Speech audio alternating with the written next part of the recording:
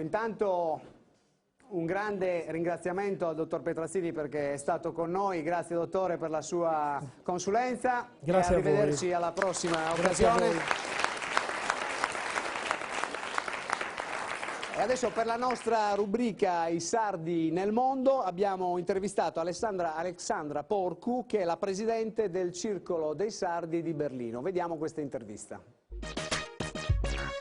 Alexandra Porcu, presidente del Circolo dei Sardi di Berlino, ma soprattutto sei la più giovane presidente del Circolo dei Sardi del mondo, che sono 120. Complimenti, benvenuta, è un piacere averti qua in Sardegna. Ma ti faccio subito una domanda: chi così giovane, cosa ti spinge a ricoprire questo ruolo?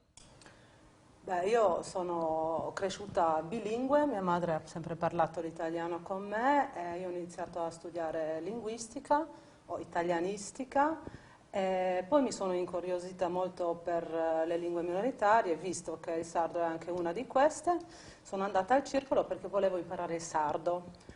E lì ho conosciuto i sardi che ci andavano, e poi ho scoperto che la Sardegna ha altre cose da offrire e che comunque ci sono anche altre ricchezze da scoprire.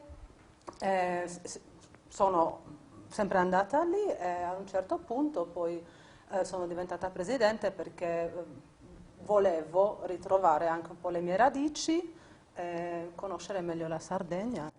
E questo sicuramente ti fa onore. Ecco, ma quali sono le attività culturali che in un Circolo dei Sardi fate per promuovere la Sardegna?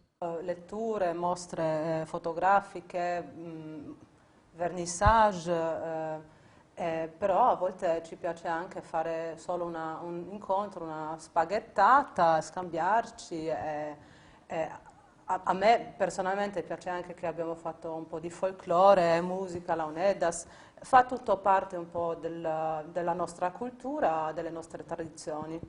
E ultimamente siamo molto interessati a fare progetti con giovani, emigrati che stanno arrivando adesso in questo momento a Berlino. Mi raccontavi prima che siete più o meno una comunità di 1 migliaio di sardi e più o meno 120 soci. In questo periodo di vacche magre, oltre ai finanziamenti che ci sono da enti pubblici, cosa organizzate per cercare di autofinanziarvi? Ovviamente siamo sempre stati finanziati dalla Regione Autonoma Sarda, però accettiamo anche la situazione così come adesso e cerchiamo di autofinanziarci anche. Per questo abbiamo ideato un nuovo progetto che si chiama 2.0, dove cerchiamo di trovare nuove strategie di marketing per avere anche delle entrate, non ovviamente a scopo di lucro, ma per mandare avanti la promozione della Sardegna.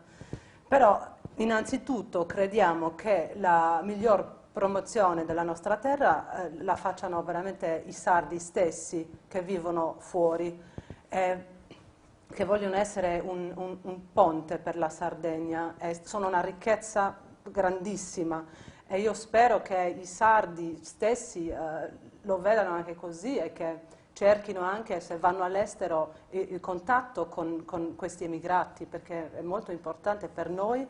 E infatti noi siamo convinti che la miglior pubblicità della Sardegna sono i sardi che vivono all'estero, gli emigrati.